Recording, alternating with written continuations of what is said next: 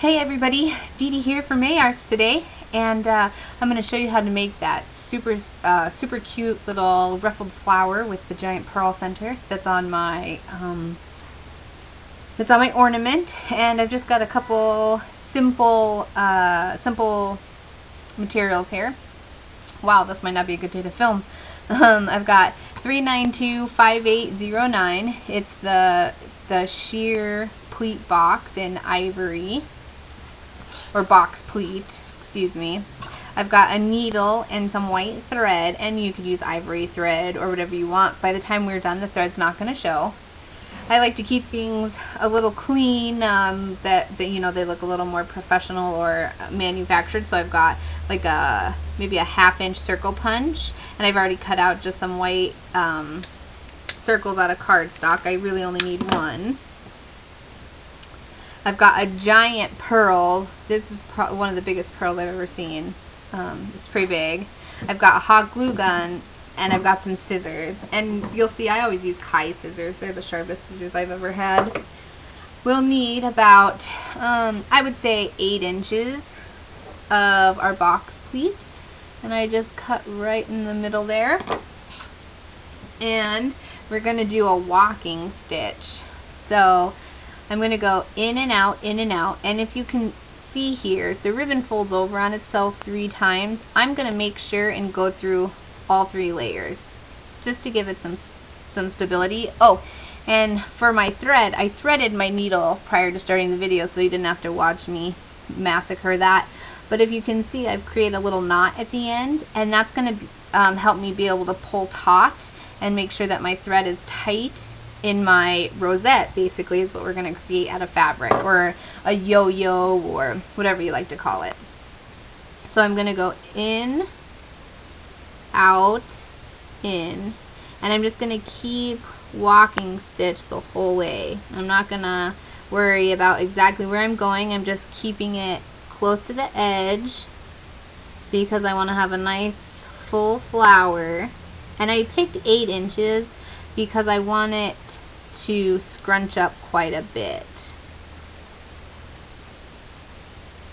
And if you just want to see what it's going to look like when we're done, we just pull that tight and see it started to create this circle shape already on its own.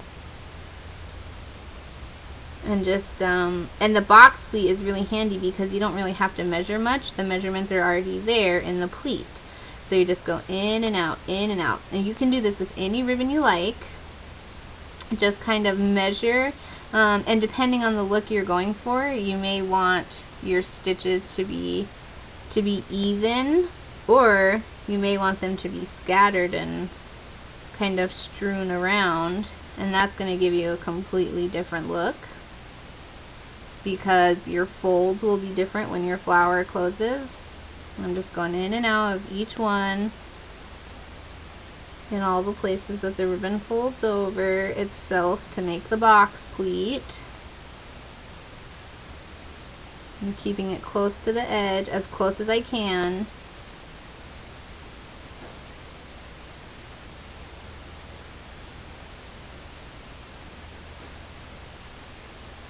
And through the last one. And then I bring it up and I make sure that my thread comes through all of them, and then I'm just going to pull it really tight. See that? Pull it tight, and then that's going to make my flower. Isn't that pretty cool? And depending on what kind of ribbon you choose, you're going to get all kinds of different edges. Like this one, the box pleat, this is what it looks like, and it looks really great all scrunched up. Some of them are going to be flatter. You could pick something with a ruffled edge. That'd be really pretty. And then to finish this, I'm just going to go back in right where I started and come out, make sure my thread is not in the way, and I'm going to pull it really tight. And then find those 2 edges where they meet together, pull, and then one more time, but this time to close it off I'm going to come back in twice and pull down, and that's going to create a really secure little knot in there. Then I just snip this off